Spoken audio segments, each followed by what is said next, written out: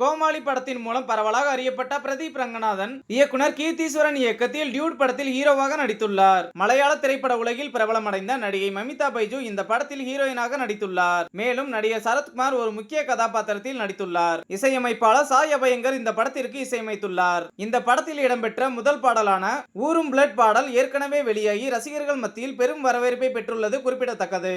முழுவதுமாக காமெடிக்கு முக்கியத்துவம் கொடுத்து உருவாகியுள்ள டியூட் திரைப்படம் வரும் 17ஆம் தேதி தீபாவளி வெளியீடாக திரைக்கு வர இருக்கிறது.